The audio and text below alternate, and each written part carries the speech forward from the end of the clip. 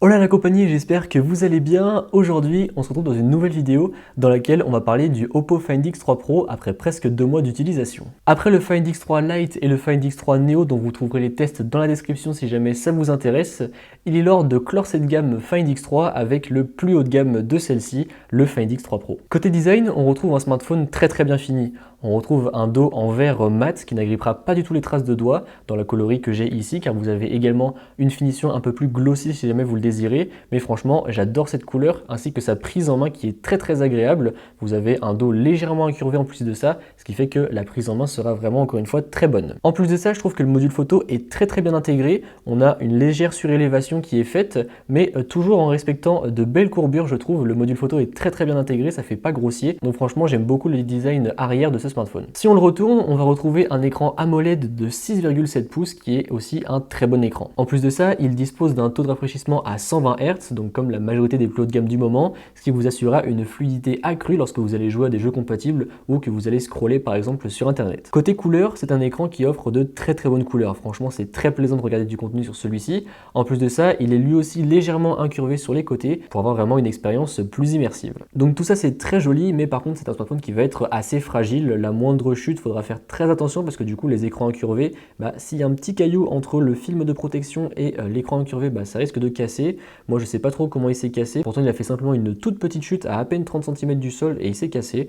Donc bon, malheureusement ce sont des choses qui arrivent, donc je suis désolé si jamais sur certains visuels, certains plans vous voyez la petite cassure du haut, mais voilà, malheureusement je n'ai pas pu contrôler cette chute, mais ça reste quand même un smartphone très premium, mais qui encore une fois faudra le protéger pour éviter tout ce petit problème. Pour clore sur la partie de l'écran, sachez également qu'il possède un capteur d'empreinte digitale sous celui-ci qui marche plutôt bien, qui est assez rapide, mais qui est je trouve placé un petit peu bas à mon goût. Maintenant on va parler un petit peu des performances et vous allez voir qu'il n'est pas en reste non plus puisqu'il est équipé d'un Snapdragon 888 couplé à 12 Go de RAM et vous aurez 256 Go de stockage. Bon, inutile de vous dire que ça déboîte côté performance, vous pourrez faire absolument tout ce que vous voulez, il ne laggera pas, il sera vraiment très fluide, donc aucun souci là-dessus. Vous pourrez faire bien évidemment tourner les derniers gros jeux du moment, faire de la retouche photo, de la retouche vidéo, bref, vraiment rien ne peut l'arrêter côté performance.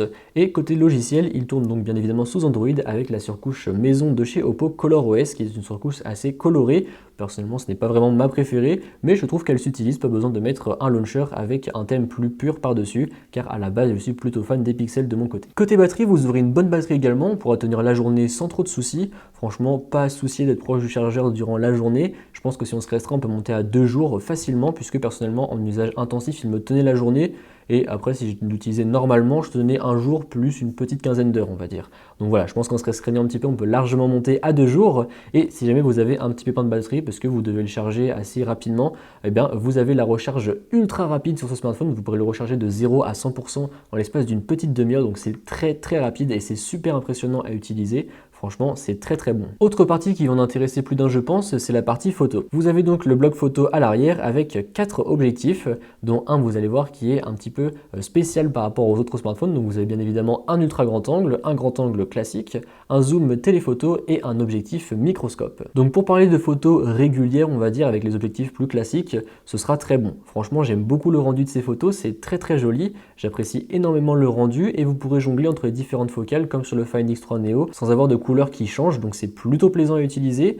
Et après, pour ce qui est du microscope, alors c'est une fonction qui marche très bien, il faut être vraiment très proche du sujet. Je crois que c'est entre 1 et 3 mm si je dis pas de bêtises, donc il faut vraiment être très proche et c'est assez impressionnant, les résultats sont assez bluffants. Mais par contre voilà, c'est une fonctionnalité pour moi un petit peu gadget puisqu'on va l'utiliser 2-3 fois histoire de montrer à ses potes et après c'est tout, on ne l'utilisera plus trop, du moins c'est ce que j'ai ressenti à l'usage et c'est pas vraiment quelque chose où je vais me dire tiens je vais acheter ce smartphone puisqu'il est équipé d'un capteur microscopique. Autre chose sur ce smartphone, il est compatible avec la 5G, donc si jamais vous cherchez un smartphone sur le long terme pour être équipé des dernières technologies et être tranquille dans le temps, et bien ça peut être fait pour vous, sachant que encore une fois dans la vidéo de comparaison que j'ai réalisée, que vous trouverez dans la description, et bien c'était l'un des smartphones qui accrochait le mieux la 5G avec l'iPhone 12 Pro par rapport au S21 Ultra et au OnePlus 9 Pro. Donc il avait plutôt une bonne accroche et une bonne vitesse de téléchargement et d'upload, donc voilà, c'est plutôt un bon point. Désormais, si on regarde son prix, il oscille entre 1000 et 1100 € en fonction des promotions qu'il y a en cours ou non, donc c'est quand même un sacré prix pour un smartphone, on est vraiment sur du très très haut de gamme. Et du coup, je vous propose qu'on passe à la conclusion, puisque c'est un petit peu le prix qui vient conclure les tests à chaque fois. Et franchement, si on regarde le tableau dressé par ce smartphone, eh bien, il est plutôt bon. Vous avez de très très bonnes performances, vous avez une recharge ultra rapide, une batterie qui vous tiendra la journée, de très bonnes performances en termes de photos. Vous aurez également un très très bon écran et vous serez équipé des dernières technologies du moment pour être tranquille sur le long terme. Franchement, c'est un très très bon smartphone. Après, est-ce qu'on va le recommander? Ça va dépendre un petit peu de vos usages, de vous, parce que oui, c'est un excellent smartphone, certes, mais je pense que pour ce prix-là, la majorité des gens vont se tourner vers des marques qui sont un peu plus connues, des marques qui sont un petit peu plus ancrées dans le marché depuis plus longtemps, puisque Oppo, c'est quand même frais qu'il soit sur le marché français, et donc du coup, je pense que certaines personnes se tourneront plus vers du Samsung, ou même peut-être même vers de l'iPhone pour ces prix-là. Mais pourtant, c'est un très très bon téléphone, mais je pense que ce qui pourrait lui faire défaut, c'est qu'il n'a pas ce petit truc en plus où on se dit, tiens, on va aller sur ce Oppo Find X3 Pro, même si encore une fois, il est équipé du capteur microscopique, mais pour moi, c'est pas vraiment un réel avantage, puisque encore une fois, on va l'utiliser 2-3 fois histoire d'épater la galerie, et c'est tout. Donc voilà, sur ce, si le téléphone vous intéresse, vous le trouverez dans la description. J'espère que la vidéo vous a plu. Si c'est le cas, comme d'habitude, n'hésitez pas à mettre un pouce bleu, à me suivre sur les réseaux sociaux qui se trouveront dans la description, et à vous abonner. Allez, salut!